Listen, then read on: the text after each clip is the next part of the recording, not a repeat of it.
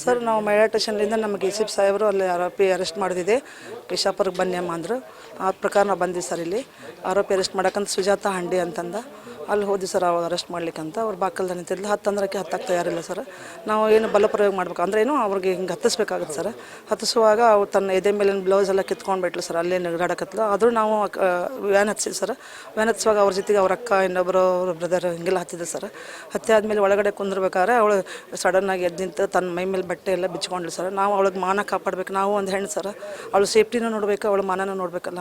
ಅದಕ್ಕೆ ನಾವು ಆಕೆ ಸೀರೆ ಮುಚ್ಚಾಕೆ ಹೋದರೆ ಅದೇ ಸೀರೆ ತೊಗೊಂಡು ಅವಳ ಜೊತೆಗಾರ ಇದ್ದಂಥ ಅವ್ರ ಮನೆ ಜನಕ್ಕೆ ಕುತ್ತಲಿಗೆ ಉರ್ಲು ಹಾಕಿ ಜಗ್ತಾ ಇದ್ಲು ಸರ್.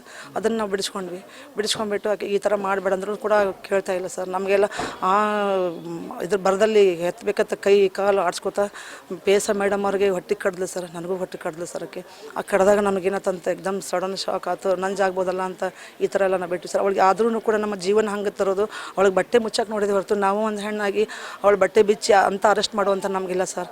ಅವ್ರು ಕ್ರಿಮಿನಲ್ಸ್ ಹೇಳಿ ಕೇಳಿ ಆದರೆ ಅವಳ ಮೇಲೆ ಒಂದು 7-8 ಕೇಸ್ ಇದಾವೆ ಸರ್ ಆಲ್ರೆಡಿ. ನಾವು ಸಮಾಜಘಾತಕ ಶಕ್ತಿಗಳನ್ನು ನಾವು ನಿಗ್ರಹಿಸಬೇಕಲ್ಲ ಸರ್.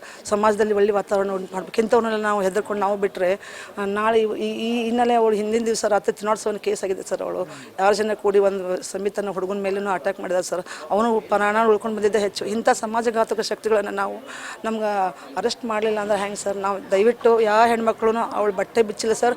ನಾವು ಒಂದು 32 ವರ್ಷ ಸರ್ವಿಸ್, ನಾನು ಒಂದು ಏಜ್ ಸೀನಿಯರ್ ಪೋಸ್ಟಾಗಿ ಅವಳ ಬಟ್ಟೆ ಮುಚ್ಚಾಕೆ ಪ್ರಯತ್ನ ಪಟ್ಟಿದ್ದೀವಿ. ಅವಳು ಹೇಳಿದ್ದು ಮಾಡಿದ್ದು ಆಪಾದನೆ ಎಲ್ಲ ಶುದ್ಧ ಸುಳ್ಳು ಸರ್. ನಾನು ಶಕುಂತಲಾ ಎಸ್ ವಂದಕರ್ ಅಂತ.